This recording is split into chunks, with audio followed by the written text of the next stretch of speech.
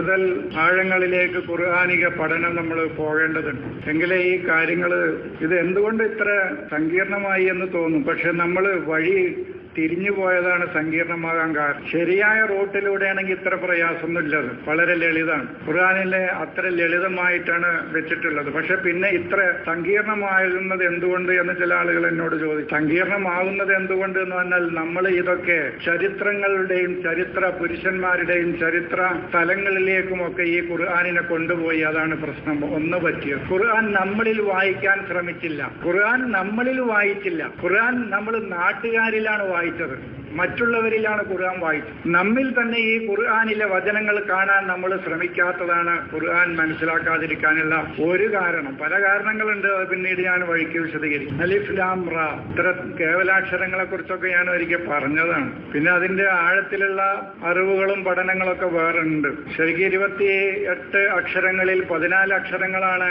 ഇത്തരം സ്ഥലങ്ങളിൽ അള്ളാഹു ഉപയോഗിച്ചിട്ടുള്ളത്. 28 അക്ഷരമാണ് അറബിയിലുള്ളത്. അതിൽ 14 അക്ഷരങ്ങൾ ഉപയോഗിച്ചിട്ടുണ്ട് അള്ളാഹു ഖുർആനിൽ ഇത്തരം അധ്യായങ്ങളുടെ തുടക്കത്തിൽ. അത് നിങ്ങൾ ശ്രദ്ധിച്ചിട്ടുണ്ടാവും. അതിനുശേഷം പറയുന്നതൊക്കെ ഖുർആനെ കുറിച്ചാണ്. അത് ഞാൻ ഒരിക്കൽ പറഞ്ഞതാണ് നിങ്ങളോട് വർഷങ്ങൾക്ക് മുമ്പ്. ഈ കേവലാക്ഷരങ്ങൾക്ക് ശേഷമൊക്കെ പിന്നീട് പറയുന്നത് ഖുർആനെ കുറിച്ചാണ്. അലിഫ് ലാം മീം ദാലിക്കൽ കിതാബ്, അലിഫ് ലാം റാ കിതാബുൻ വഹിക്മത്ത് ആയാത്തുഹു സുമ്മ ഫുസ്സിലത്ത് യാസീൻ വൽ ഖുർആനിൽ ഹക്കീം. ഇങ്ങനത്തെ കേവലാക്ഷരങ്ങൾക്ക് ശേഷം പറഞ്ഞതൊക്കെ ഭൂരിപക്ഷവും ഒന്നോ രണ്ടോ സ്ഥലത്ത് മാത്രം അള്ളാഹുവിനെ കുറിച്ച് പറഞ്ഞിട്ടുണ്ട്. അതിനുശേഷം ബാക്കിയുള്ളതൊക്കെ കിതാബിനെ കുറിച്ച് പറയണം. എന്ന് പറഞ്ഞാൽ ഇത് ഈ അക്ഷരങ്ങൾ അറിവിന്റെ അക്ഷരങ്ങളാണ്, നൂറിന്റെ അക്ഷരങ്ങളാണ്. അറിവിന്റെ അക്ഷരങ്ങൾ എന്ന് പറഞ്ഞാൽ നൂറിന്റെ അക്ഷരങ്ങളാണ്, വെളിച്ചത്തിന്റെ അക്ഷരങ്ങളാണ് ഇതൊക്കെ. അത് നിങ്ങൾ ഈ അക്ഷരങ്ങളെ കൊണ്ടുണ്ടാകുന്ന പദങ്ങൾ പരിശോധിച്ച് നോക്കിയാൽ നിങ്ങൾക്ക് മനസ്സിലാക്കും. അത് കുറച്ച് ആഴത്തിൽ പോയി പഠിക്കേണ്ട ഒരു കാര്യമാണ്. ഇപ്പൊ നിങ്ങൾ അതിൽ വല്ലാതെ മല്ലികെട്ടണ്ട. ബാക്കിയുള്ള 14 അക്ഷരങ്ങൾ ഇരുട്ടിന്റെ അക്ഷരങ്ങളാണ്,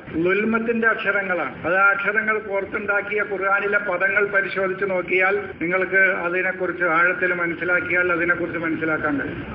അതാണ് ആ വിഷയവുമായി അലിഫ് ലാം റാ എന്ന വിഷയവുമായി എനിക്ക് സൂചിപ്പിക്കാനുള്ള ഒരു സൂചന മാത്രമേ ഉള്ളൂ കേട്ടോ. അപ്പൊ ആ 2 അക്ഷരം തന്നെ വിശദീകരിച്ചിട്ട് ഈ ഖുത്ബ അവസാനിപ്പിക്കാൻ കഴിയും. പക്ഷെ നിങ്ങൾ എന്നോട് ദേഷ്യപ്പെടും.